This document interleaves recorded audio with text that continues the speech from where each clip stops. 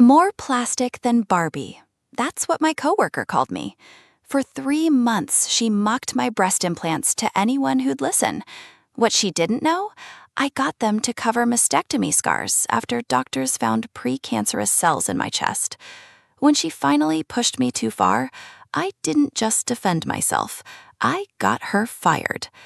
If you've ever dreamed of the perfect comeback against workplace bullies, smash that subscribe button right now.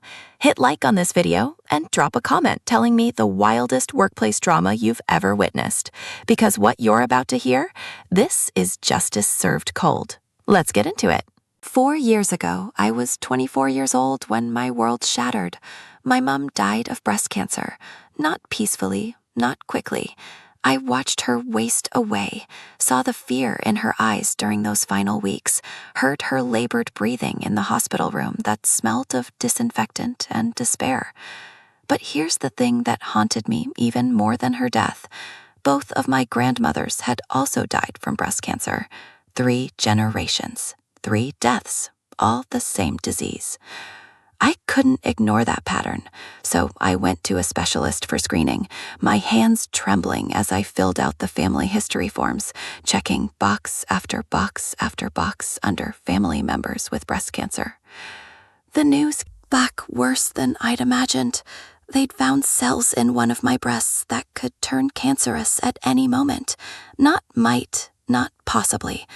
The doctor looked me in the eyes and said the risk was very high given my family history.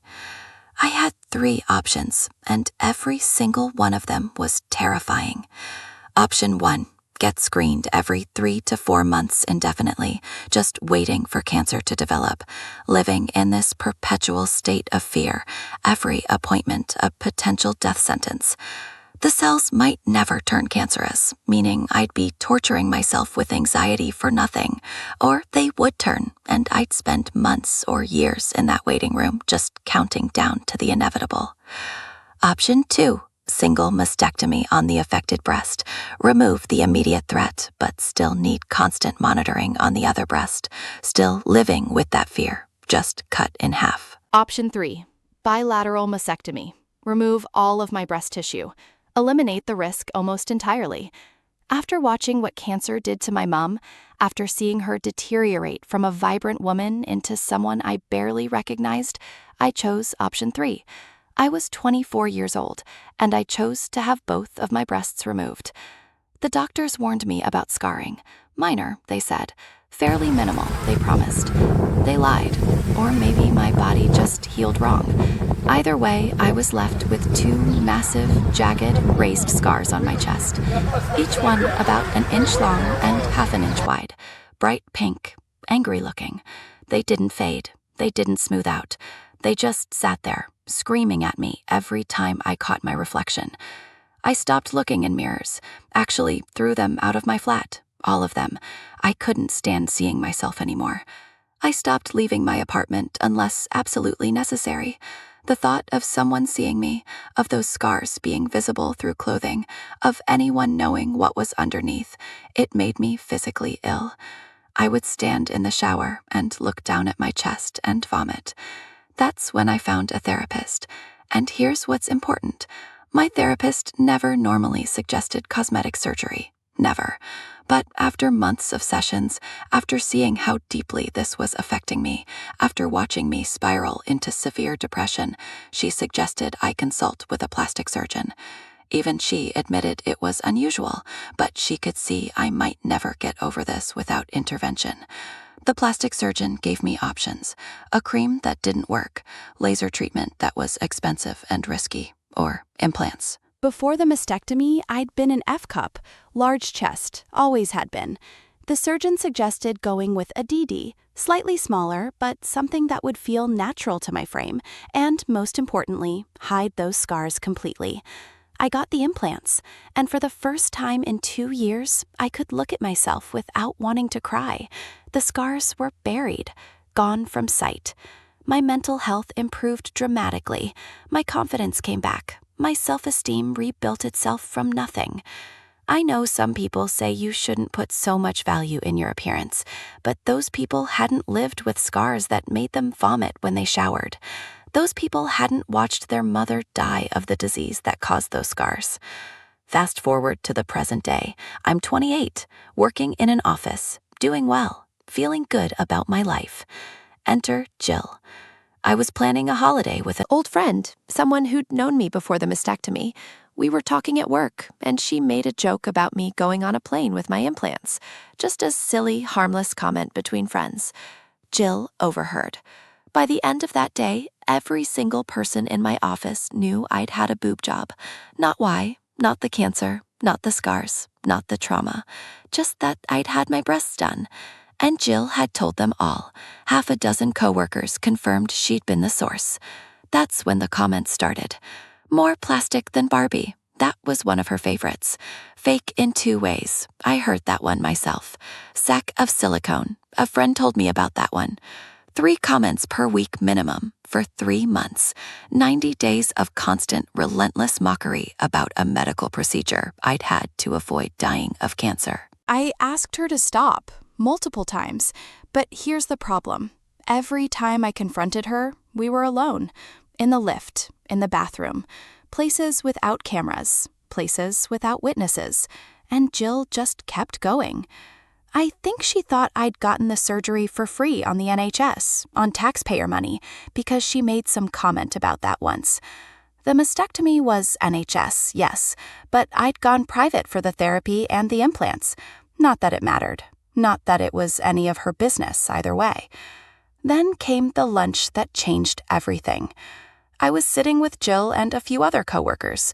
Someone mentioned something shallow. I don't even remember what, and I made a comment about it. Just a throwaway observation.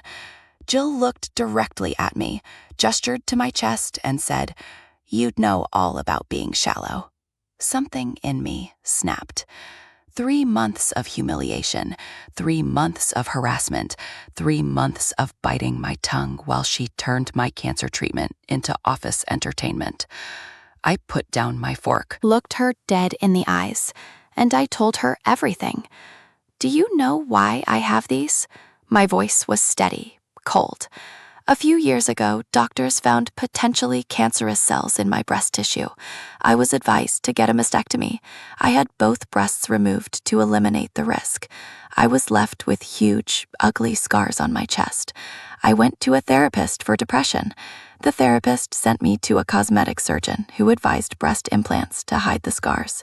I got them so I could look at myself in the mirror without crying. So maybe next time you want to judge someone for cosmetic surgery, you should ask them why they had it first. I grabbed my food and walked out. Mic drop moment, right? For the rest of the day, about a third of my office came up to offer support. Beautiful, kind people telling me they were sorry, they hadn't known. Jill was out of line. The other 2/3, they told me Jill was just joking and I was being a bitch. I replied that Jill had been a bitch long before I was. Then came the email from HR. Hostile work environment. That's what they said over the phone. The email was signed by Debbie, Jill's friend in HR. I knew immediately what had happened.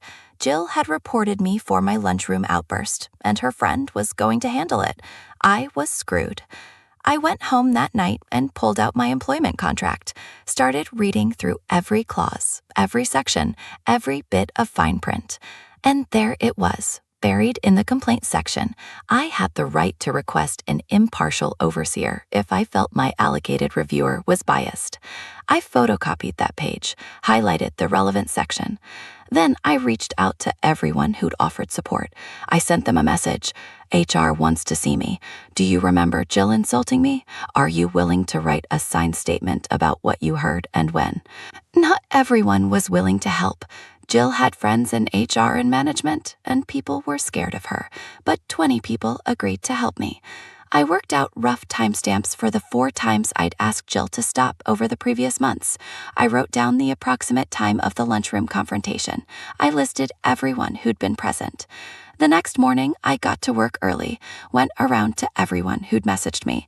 Most of them handed me printed, signed letters, 16 letters total, each one detailing specific insults Jill had made, with dates and times. Some included bulleted lists of everything Jill had said, not just about me, but about other coworkers too. Apparently, she'd made comments about someone's weight, something anti-Semitic about another coworker's nose. One person who'd been in the lunchroom for my conversation with Jill wrote their full account and signed it. 16 letters, 16 witnesses, all signed, all dated, all damning. At 10 a.m., I walked into HR with my folder. Inside, the 16 letters, the photocopy of my contract, and my timeline. Debbie stood up from her desk, ready to lead me into a private room.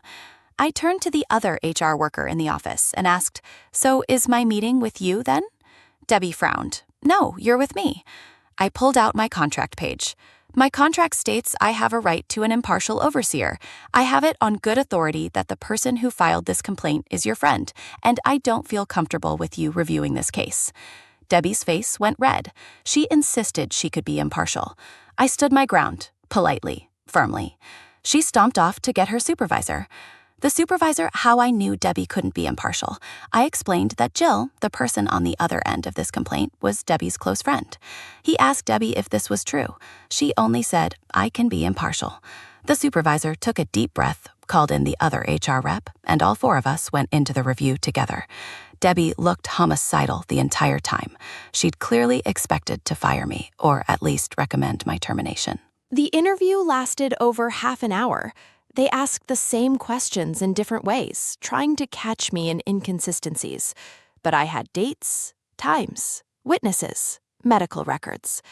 When they asked why I thought Jill had reported me, I laid out the entire timeline. When they asked why I hadn't come to them sooner, I explained that I'd had no issue with Jill. She had an issue with me. When they asked for evidence, I handed over 16 signed statements.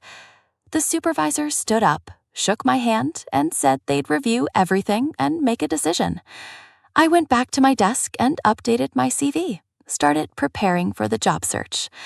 Then, one by one, every person who'd been in the lunchroom got called into HR, 10 minutes each. Then everyone who'd written letters, 10 minutes each. Finally, Jill got called in. She was gone for 30 minutes. When she came back, she was fuming, glaring at me across the office. At 4:30, she got called back to HR. At 5 p.m., closing time, Jill stormed back to her desk, started packing up her things while glaring at me. Then she announced to anyone who'd listen that I'd gotten her fired. She shoved her way onto the lift and disappeared. An email arrived from HR. "Your case is closed." Jill was gone. I was vindicated. Justice was served. Reflection. 14:45 to 15 minutes. Sometimes standing up for yourself means showing people the whole truth, even when it's painful, even when it's private, even when it's something you never wanted to share. Because some battles are worth fighting, and some people need to learn that their words have consequences. If this story gave you that sweet taste of justice, hit that like button right now. Subscribe for more Reddit revenge stories where karma comes full circle. And drop a comment. What's the most satisfying workplace revenge you've ever seen? I'll see you in the next one.